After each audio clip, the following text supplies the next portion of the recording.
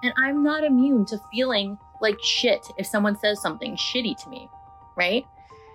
But what drives me wild is the fact that that could have been someone's first attempt. That blog could have been someone's bravest action they ever took in their life. Like the first time they really reached outside of themselves and, did that, and they were so proud of themselves. And then some dipshit comes along and says something like that and could completely change the trajectory of that person's life. Ridiculous, right? But coming back to that comment, I don't really have a step-by-step, this is what you should do if this happens. All I'm doing is showing you what I'm doing when this happened, just coming on here and talking about how ridiculous the whole thing is and how important it is for us to continue acting, speaking, doing, living our truth. Help Me See is a podcast that redefines the word vision through vulnerable and real conversations, my own private introspective ramblings about the things that I think about in the wee hours of the morning, and my deep core belief that your nothingness is your everything, and all you have to do is see. I'm Bianca Mora. I'm your host. I am an educator, a photographic artist, and I believe that your daily photo habit can be the key to unlocking the ability to be more present in your everyday life and live deeper into your intention and purpose. We're not about the small talk here. Grab your coffee, get cozy, and let's talk. Good evening. I'm recording this intro for this episode at 11:30 at night. I should be sleeping already, but I decided to work on the podcast. It's funny. So I recorded this podcast episode that you're about to listen to the other day, like straight away after I had gotten just a nasty comment on my blog. All signs pointed to it being like some spammy type of thing, or I don't know, just not like a real person that was honestly giving honest feedback and blah, blah, blah. But it really pissed me off for many different reasons. But having some time and space from it, I was listening to the episode and I'm like, you know what? Maybe I just skip this. Like, I'm just not feeling as fired up about it, like whatever. But I decided, no, I'm going to leave it because I want to give light and a platform to the feeling of that moment. I wasn't my most calm, eloquent self. I used the word dipshit multiple times.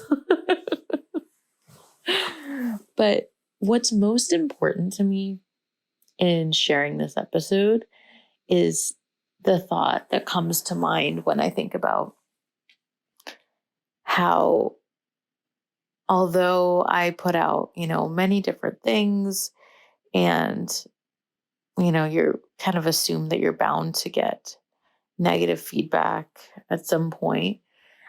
What really riles me up is thinking about if this were to stop me, or if this were to stop someone else, or if that blog that person commented, or that robot, whatever, was someone's like the hardest thing they ever did. Like the one time they put themselves out there, or the last time they were going to attempt to do it. And someone just posted something shitty. Like, just thinking about the magnitude of that. And I just wanted to normalize what happens behind the scenes because, it's also important for me to make sure it's evident that even though I feel super strong in my convictions and my purpose and the work that I do. I am most definitely not immune to being hurt. And I think it's important to show that side of things, and not just, me having my bravest face and most eloquent words strung together. So I hope you enjoy my vulnerable rants. I think that it's for the greater good. So enjoy the tea, as the kids would say. Oh my God. Oh, I'm getting so old. Okay, on with the show. Good morning. Good morning. I will be recording this podcast episode whilst putting on makeup, getting ready for my day.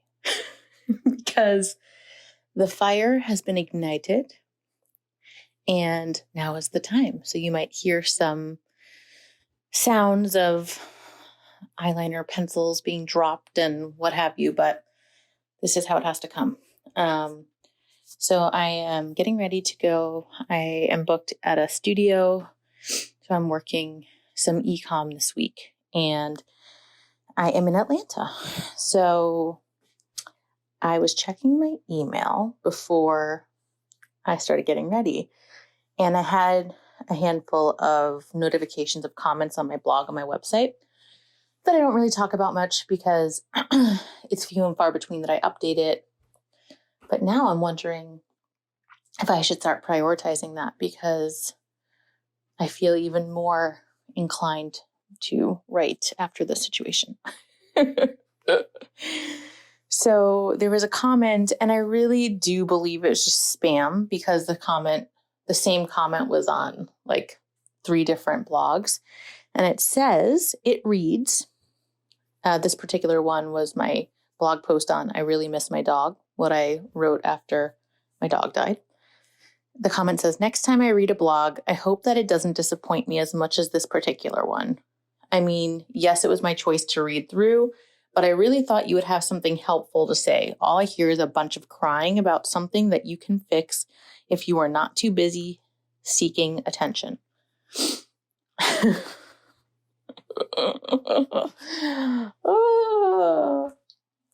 Okay. So there are multiple reasons why I want to talk about this. So even though, to be completely honest, even though I knew instantly that it's probably spam, and knew immediately how absolutely shitty and ridiculous and, quite frankly, unintelligent the whole comment was, it still gave me a pit in my stomach, which I kind of giggled out loud at how my body viscerally reacted to something, even though logically I knew all of the reasons why my body didn't have to go through that reaction, right?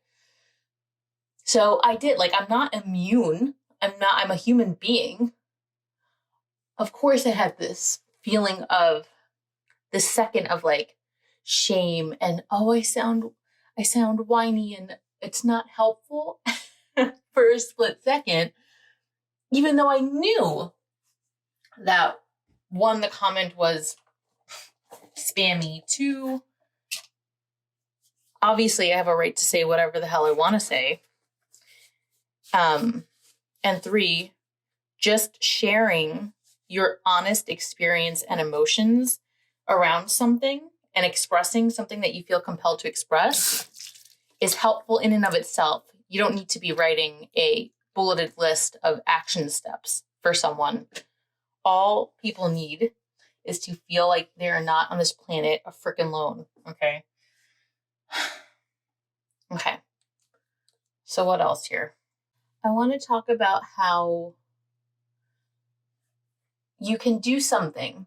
Let's say you wrote a blog, or you said you were really honest about an experience and you felt really good about it. You felt like, oh, this is for the greater good. I'm expressing myself and also serving as like a voice and a vision for someone else that's going through something similar. And then you get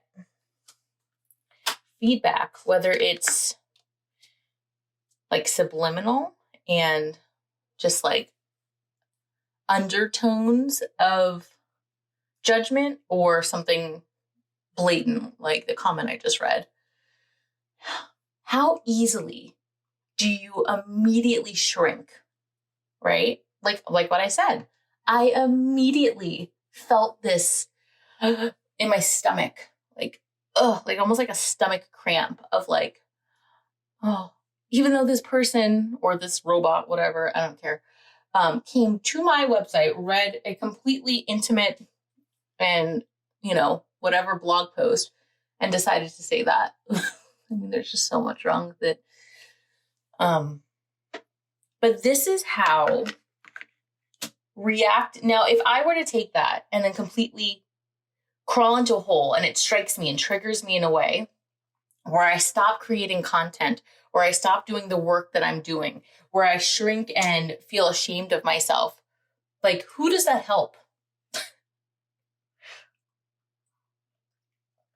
Ironically, who does that help? Especially because, considering when people feel the need to make comments like that, whether it's blatant or subliminal, they are doing so from a wounded place themselves, right? And basically they are being triggered because they feel uncomfortable with your truth. So succumbing to something like that is only perpetuating this kind of, I don't know if wounded is the word, maybe, I don't know, this state of being that is not real. I get really annoyed at the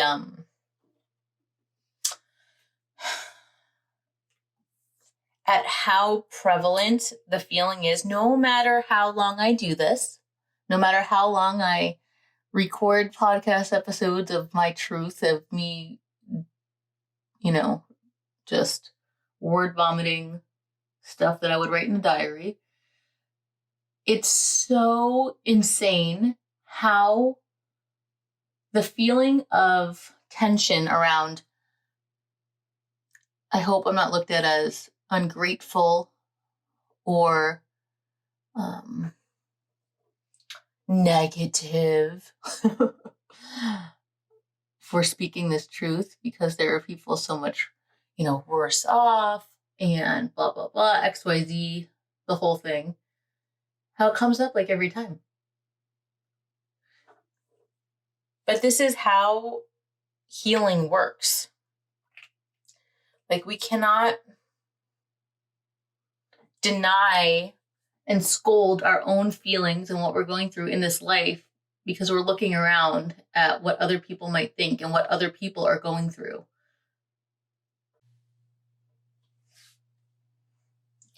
And honestly, something that I've personally been struggling with lately is my super intense empath ways of being, and how I am very, very sensitive and affected by other people's emotional experience over anything. And the work that I am focusing on right now is my ability to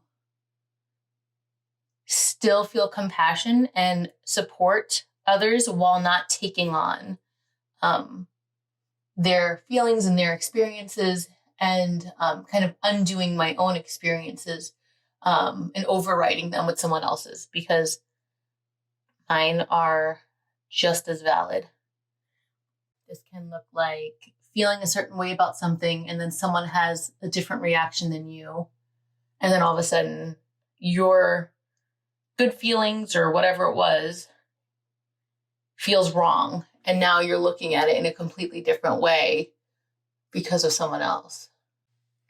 Something else that I've been exploring is this idea of not recognizing some of the issues that we're struggling with because they are not stopping our lives from progressing in the way that's obvious. Recently, I've identified some things that I didn't see.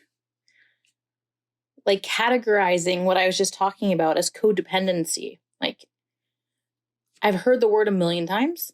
I've never paused at it. It's never perked my ears up. I've never thought about it applying to me because, I make hard decisions. I'm independent. I do blah, blah, blah, blah, blah. But it just took me, maybe I wasn't ready to hear it, but it just took me the other day of hearing it presented in a different way that it hit me that the underpinning of so much of what I struggle with that doesn't stop me from, taking action and moving on with my life, but that really identifies as that pit in my stomach that happens.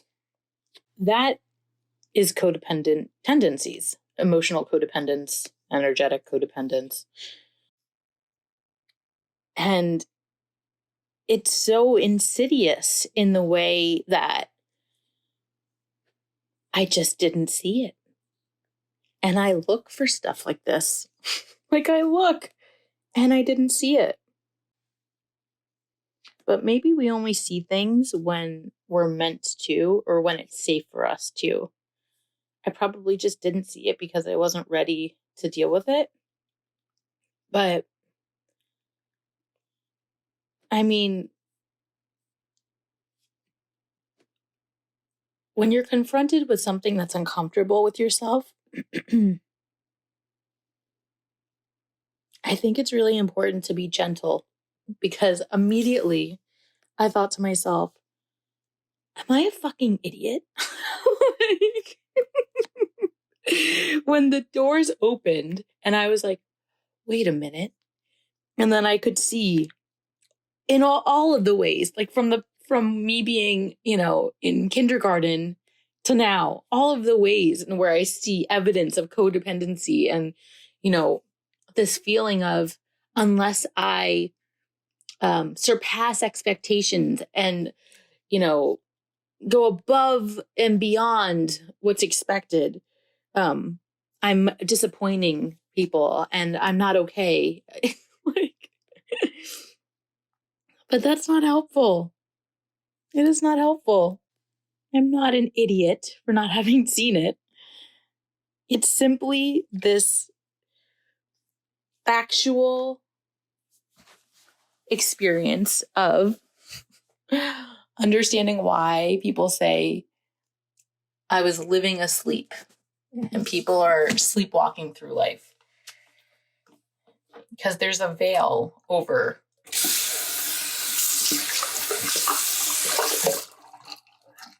all of the stuff that is most important. But honestly, what I tell people, and I truly believe this and mean it, is that no matter how much quote unquote work is ahead, no matter how hard it might be for you to, change your experience and change your actions and your tendency to do XYZ, your awareness, you're seeing it is the biggest win you could possibly have. I believe that it's 85% of the work, or maybe 80% of the work. Because if you don't see it, you can't do anything about it. And even if you see it and you decide, I don't have the energy to dig into this right now, but you continue to see all the different ways in which you're displaying that behavior, my coach Haley Carr says, a problem well stated is a problem half solved. So in my translation here, a problem fully seen is a problem 80% solved. I don't know why I'm laughing. I feel a little loopy right now. I haven't finished enough of my coffee yet. Anyway, I just really wanted to come on and do a little rant about this because I just think about how fervently I consciously come up against these ideas of, challenging social norms and, speaking my truth in spite of XYZ. And I'm not immune to feeling like shit if someone says something shitty to me, right? But what drives me wild is the fact that could have been someone's first attempt. That blog could have been someone's bravest action they ever took in their life. Like the first time they really reached outside of themselves and, did that, and they were so proud of themselves. And then some dipshit, or, I guess I'm supposed to be like more wise and politically correct. I don't know. I think dipshit's the perfect word for that right now. Comes along and says something like that and could completely change the trajectory of that person's life. Ridiculous, right? And it's no one's fault. I guess it's that person's fault, but really, I guess technically it's not their fault because they're acting from a wounded place and blah, blah, blah. It's true. But in this part, I'm biased and really angry. So, but I don't really have, coming back to that comment, I don't really have a step-by-step, this is what you should do if this happens. All I'm doing is showing you what I'm doing when this happened, which is coming on here and talking about how ridiculous the whole thing is and how important it is for us to continue acting, speaking, doing, living our truth. I think that's why photography came first and I didn't have a podcast my whole life, is because it is easier to take pictures of the things that I don't have the best words for. And I'll always continue to do that as well. But I'm here talking about this now because I refuse to let me feeling like I don't have the perfect words or whatever to show up in the most professional manner or whatever bullshit stop me from being honest and truthful so someone else could witness that and maybe feel less alone. It's just not happening. So when I saw that email come through and I read it and I felt that pang in my stomach and then I went to exit out of it, I stopped and I was like, nope, this will now have a spotlight on it. Can you relate? Does anyone else experience something like this? Follow me on Instagram and send me a message and let me know if this is helpful, if you have a similar story that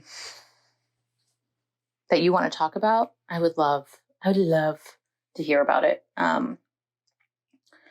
Okay, I really need to leave for work in the next 5 minutes, so I actually must go. I hope that this was illuminating or comforting at the very least. I don't even know, but I had to come on here and talk about this experience, and that's it. So, tonight I have our Nostalgia Now meeting, which is our monthly membership. It's where we come together, we create space for each other. We look at all of the photos we took in the last month of our lives and create this little keepsake visual memoir page that I create in Canva. And you choose photos based on the prompts that I give. So it's like looking at all the photos you took in a whole month and then picking 3 or 4 of them based on my prompts and my template, and really look at that and look at how that represents the last month of your life, and with intention be able to